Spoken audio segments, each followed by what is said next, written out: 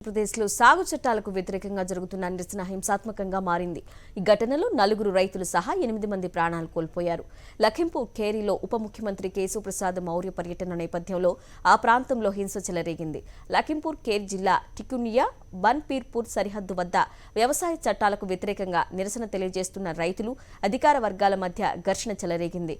తమపై మంత్రుల కాన్వాయ్ దూసుకెళ్లిందని రైతులు ఆరోపిస్తున్నారు.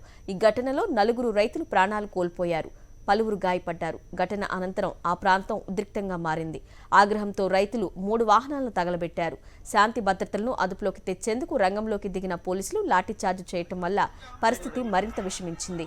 ఈ ఘర్షణలో మరో 4 చనిపోయారు. మొత్తంగా 4 రైతులు సహా 8 మంది ప్రాణాలు కోల్పోయారు.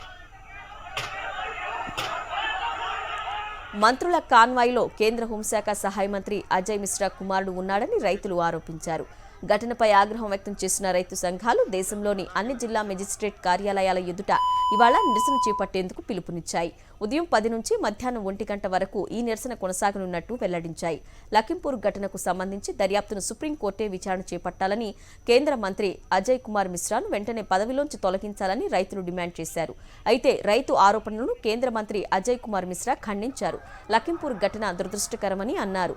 యూపీ ముఖ్యమంత్రి యోగి ఆదిత్యనాథ్ ఈ ఘటన లోతైన దర్యాప్తు చేపడతామని, ఘర్షణకు కారకులైన వారిపై కఠిన చర్యలు తీసుకుంటామని స్పష్టం చేశారు. ఇలా ఉండగా ఇవాళ లఖింపూర్లో రైతులకు మద్దతుగా పర్యటించనున్నారు కాంగ్రెస్ నేత ప్రియాంక గాంధీ.